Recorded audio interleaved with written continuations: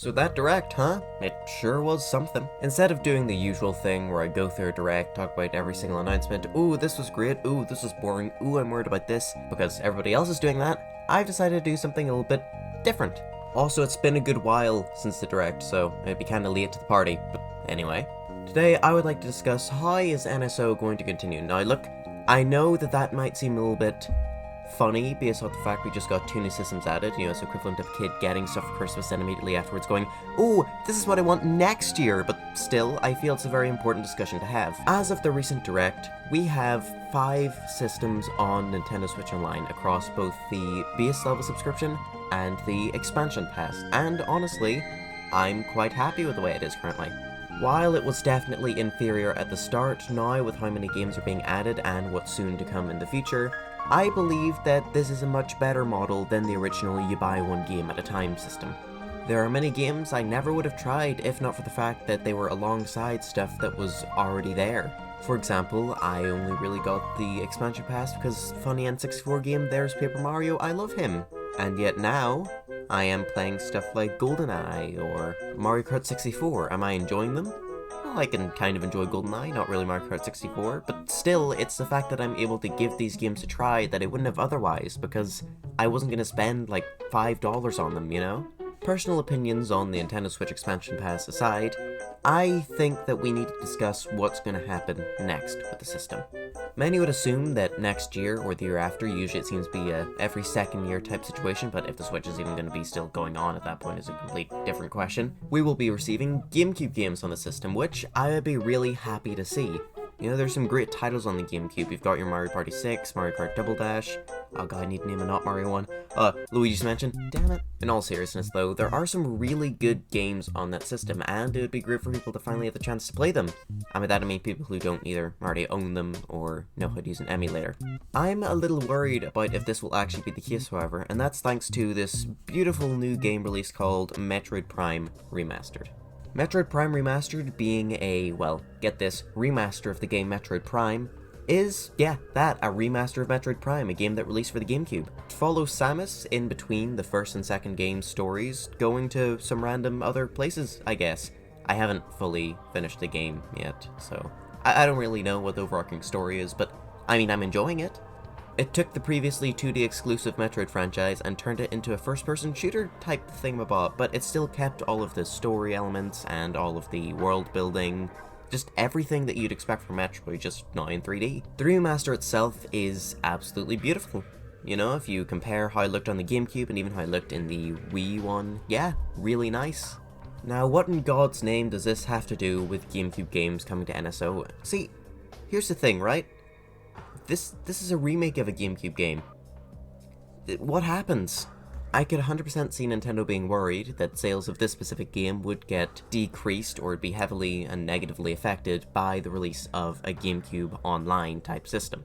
They might believe that people would look at that and go, hey, why would I buy a remaster when I can just play the original? Which a number of people probably would think that way. Not everybody is in it for the graphics or any minor gameplay changes or stuff like that. Has Nintendo decided to go down a route of remaking/remastering GameCube games instead of giving all of the old ones in a big service? Probably not, to be honest. See, we've had this exact discussion before, and by we, I don't mean like I've made a video similar to this beforehand discussing a similar topic. I mean that there was a big discussion online a while back. Let me take you to the wonderful year that was 2020 for a minute. During that time, game releases were very, very sparse, but we were coming up on Mario's 35th anniversary. There's bound to be something cool, right? Oh look, a Mario Direct. There was barely any Directs that year, so we were very happy to take it. And what was announced? Was it the big remaster of the 3 Mario games? Kinda. Mario 3D All-Stars. Because I hate you. Mario 3D All-Stars was essentially 3 ROMs bunged into one game, sold to you for a limited time, and it was perfectly passable, I guess. Being entirely honest, I do feel like it was a fair enough purchase. I mean, Mario 64 was a game that sold for roughly, what, $10 on the eShop, like the Wii U one I mean. Galaxy was kind of in the same boat. I think that one was like 15, 10, or 20, in and about that general range, and Sunshine had not ever been re-released, nor has any other GameCube games on the Wii U or Wii, so that sucks. But whether or not it was worth it aside, many people thought that, oh god, does this mean we won't be getting N64 games or GameCube or Wii games on Switch Online? and to be honest, it made a lot of sense at the time. I mean, here Nintendo was releasing basically just the exact same game, no changes bar a couple of AI upscaled graphics, and selling it to you. People even expected that during Zelda's 35th anniversary the next year that they'd be going, hey, here's the Triforce collection. It's got Ocarina of Time, Wind Waker, and Twilight Princess. No Majora's Mask in the same way that there was no Galaxy 2.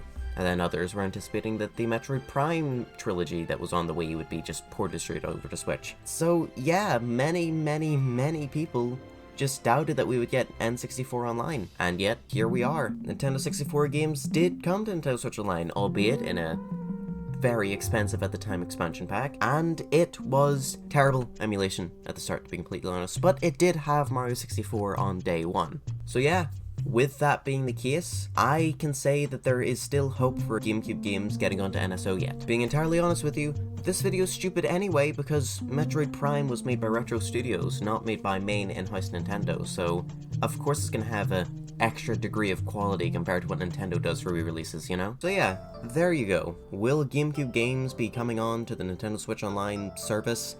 Very probably, yeah.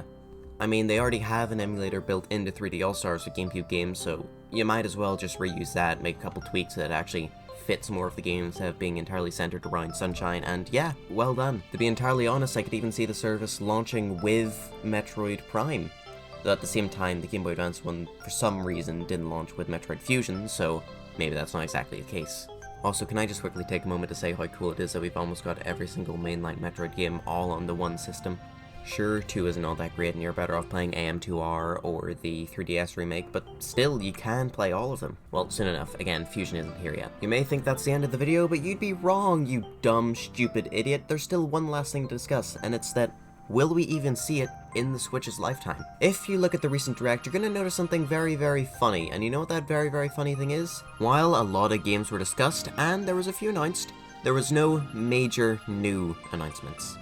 Sure, there was a Metroid Prime remaster and that kind of thing, but from Nintendo themselves, we didn't see any, like, big giant new things, you know? We didn't see a new 2D Zelda, a new 3D Mario, new Mario anything, good god, please. This makes it clear, to me at least, that we are very likely in the last year or two of the Switch, that the system is coming to the point where it's slowly revving down, its developers are focusing on what the next big new thing is going to be, and we're only really going to be getting remakes and remasters to kind of carry the Switch forward.